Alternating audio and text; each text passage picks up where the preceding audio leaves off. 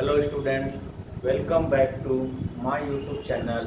और आज के क्लास में हम पढ़ाएंगे क्लास 9 का मैथ्स। और क्लास 9 के मैथ्स में जो हम चैप्टर शुरू करेंगे आज वो है चैप्टर नंबर 6, जो ज्योमेट्री का एक चैप्टर है और जिसका नाम है हमारा लाइन्स एंड एंगल्स।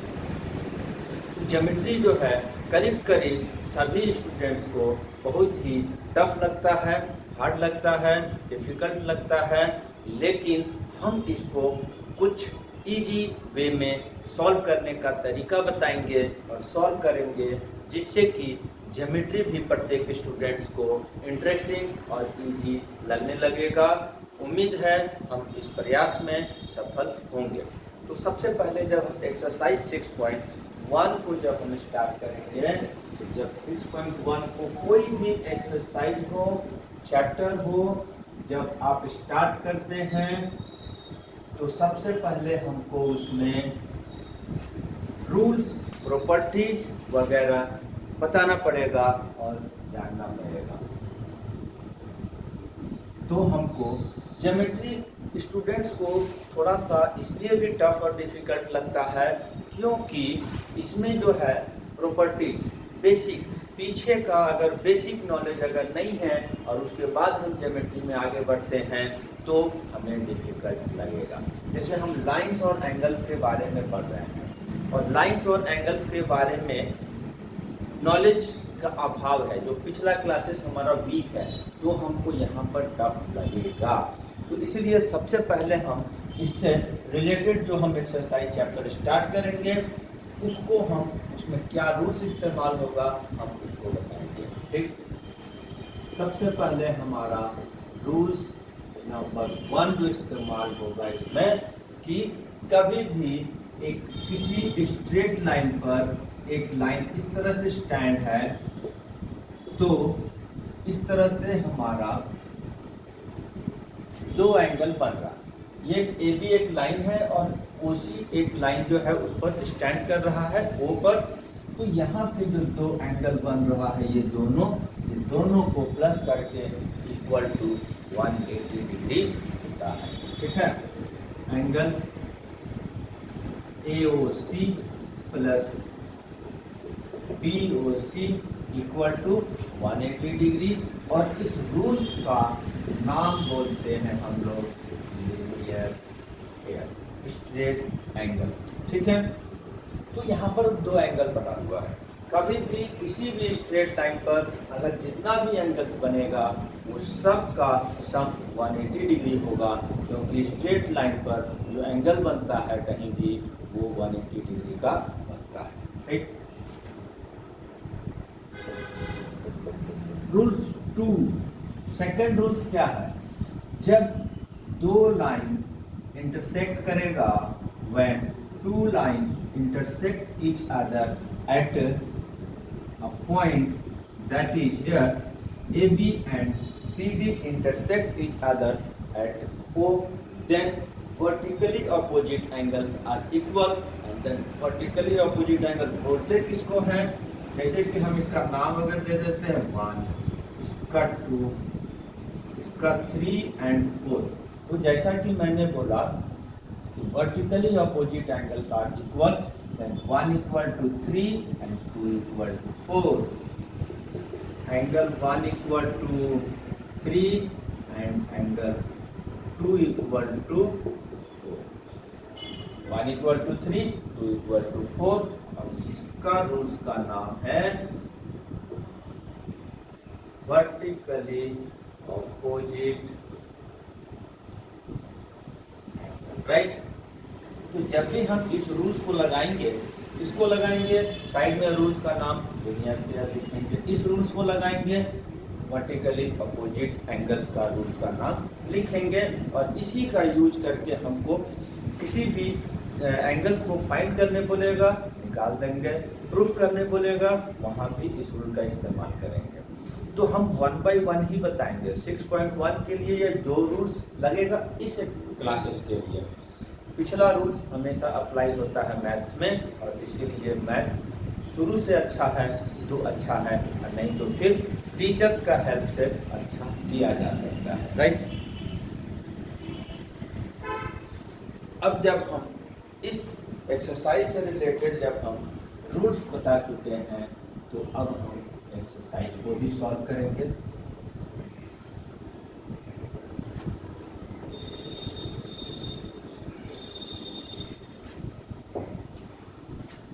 एक्सरसाइज है 6.1 क्वेश्चन नंबर 1। इसमें हमारे पास एक डायग्राम दिया हुआ है। सबसे पहले हम उस डायग्राम को ड्रॉ कर देते हैं, राइट। एक लाइन, एक स्ट्रेट लाइन यहाँ भी, और एक और लाइन यहाँ से ड्रॉ किया गया है, और नेम दिया हुआ है ABC, A B C D E O, ठीक है। अब इसमें हमको कुछ एंगल्स दिया हुआ है और कुछ एंगल्स को निकालने के लिए बोला जा रहा है। हमारे पास क्या दिया हुआ है, AOC plus BOE equal to 70 degree और angle BOD equal to 40 degree, ठीक है। निकालना किसको है, इसको निकालना है और इसको निकालना है। 1 बाई 1 हम निकालेंगे, ठीक है। रूल्स हमारा वही इस्तेमाल होगा।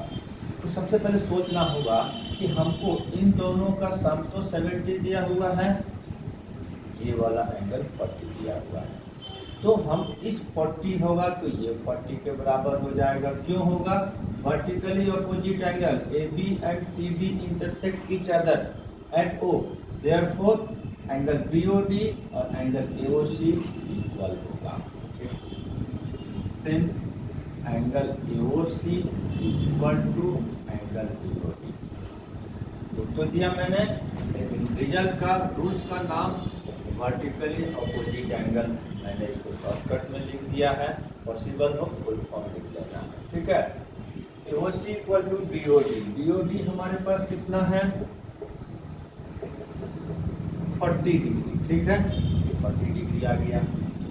अब यहाँ पर हम इस लाइन में देखते हैं कि इन दोनों का सम है 70 और ये हमको 40 मिल गया। तो जब पुट करेंगे तो BOE निकल जाएगा 70 से 40 माइनस करके निकल जाएगा। तो नाउ क्या करेंगे, AOC प्लस BOE कितना है 70 डिग्री। इसकी वैल्यू 40 डिग्री हम निकाल चुके, और तब हम जब इसकी वैल्यू 40 पुट किए, बाकी रिजल्ट बाकी को एज इट इज नोट कर दिए।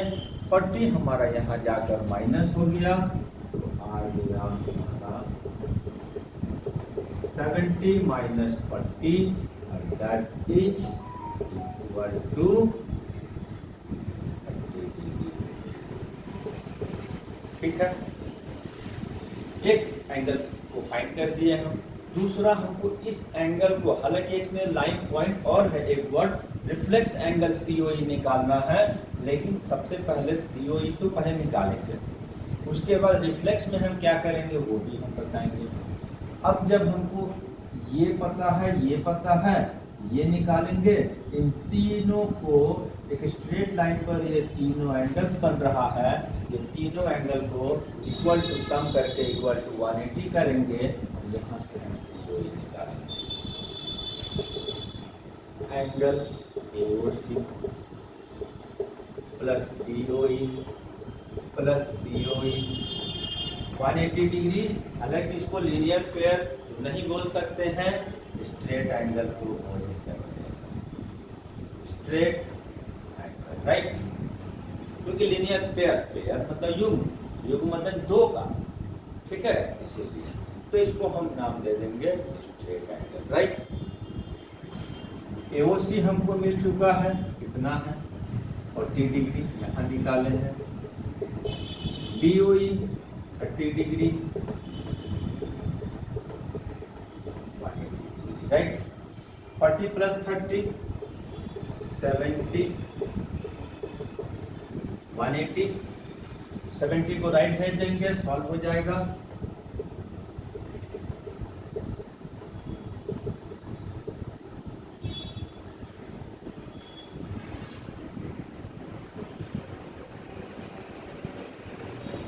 180 में 70 जाकर माइनस होगा 1। अब सीओई, एक वर्ड जुड़ा हुआ है सीओई के साथ, रिफ्लेक्स सीओई निकालना है, ना कि सीओई। तो हम क्या करेंगे, रिफ्लेक्स एंगल जब भी निकालना होगा तो सबसे पहले उस एंगल को सीओई को निकालेंगे। अगर रिफ्लेक्स निकालेंगे तो उसको हम 360 से माइनस कर देंगे। 360 को इस एंगल को 360 में से माइनस कर देंगे तो वो रिफ्लेक्स एंगल सीओई आ जाएगा। ये आ गया हमारा, राइट। तो इस तरह से हमारा क्वेश्चन नंबर 1 सॉल्व। अब हम इसके बाद एक क्वेश्चन को और देखते हैं, नेक्स्ट को।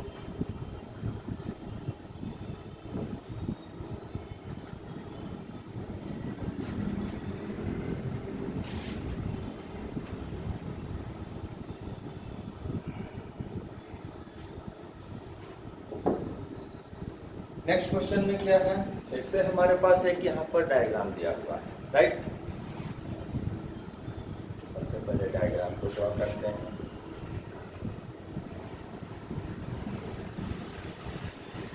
फिर हमारा यहाँ पर एक और इस तरह का लाइन है और इस तरह से परपेंडिकुलर लाइन है। उस समय परपेंडिकुलर नहीं था, इस पर यहाँ परपेंडिकुलर, ठीक है। फिर से हमको जो नाम दिया हुआ है एक्स वाई एम एन, क्या है ओ और पी। गिवन में क्या है कि OP perpendicular on X Y है और इसका नाम है ए और इसका नाम है बी और इसका नाम है सी। इसको ए बी सी, राइट। हमको निकालना क्या है, दिया हुआ है, क्वेश्चन आपके सामने भी है, यहाँ डायग्राम में भी है, बता भी रहे हैं। ओपी परपेंडिकुलर, दैट मीन्स ये 90 डिग्री है।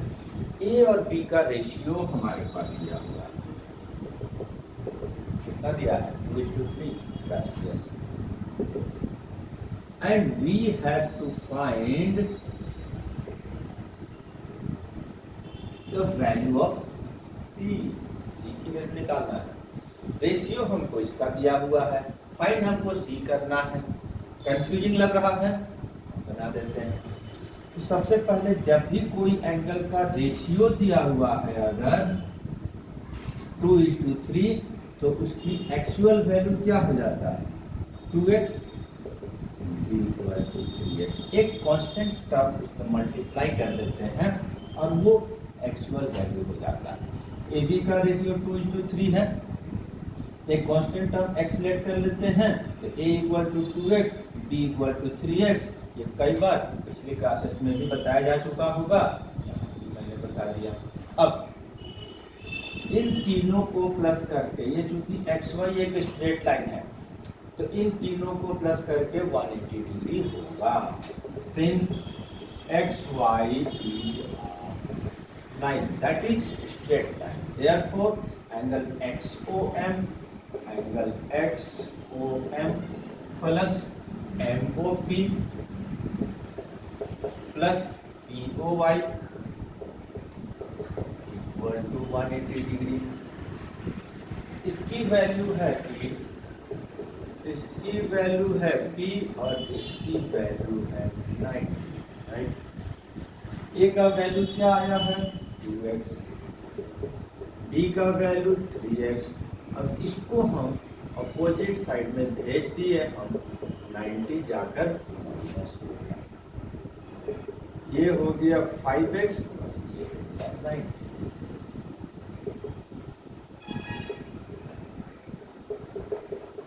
आ गया 18 क्या आया x, दैट इज जो रेशियो कांस्टेंट हम एक इमेजिन किए थे, हम उसकी वैल्यू निकाल लिए। और जब रेशियो में रहता है और रेशियो कांस्टेंट निकाल लेंगे तो इन दोनों की वैल्यू में 2 से x की जो वैल्यू है मल्टीप्लाई करेंगे, a का एक्चुअल वैल्यू निकलेगा, b का निकालने के लिए 3 × 18 करेंगे, एक्चुअल वैल्यू निकलेगा। लेकिन हम दोनों को निकालने का जरूरत नहीं है, हमको निकालना है c, तो हम सिर्फ b का निकालेंगे, काम हो जाएगा। Therefore B equal to 3x and 3 into 18 and equal to 50। ठीक, अब B का वैल्यू जब निकल गया तो यहाँ पर एक स्ट्रेट लाइन बन रहा है। MN is a straight line, therefore these two angles sum up equal to 180 degree. Since MN is a line, therefore angle MOX क्या है, XOM plus XOM 180 डिग्री। यहाँ पर लीनियर पेयर शॉर्टकट में LP लिख दिया, लिख सकते हैं। XOM क्या है, B, XOM क्या है, Y,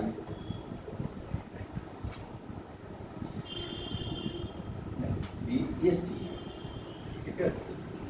B की वैल्यू हमको आ गया 54,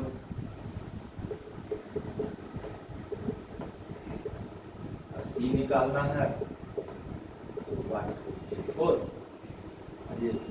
10 से 4 6, 7 से 5 2 and 1, ये हमारा फाइनल आंसर हो गया।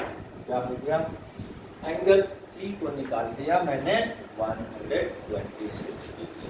उम्मीद है मेरे पढ़ाने का तरीका अच्छा लगा होगा, समझ में आया होगा।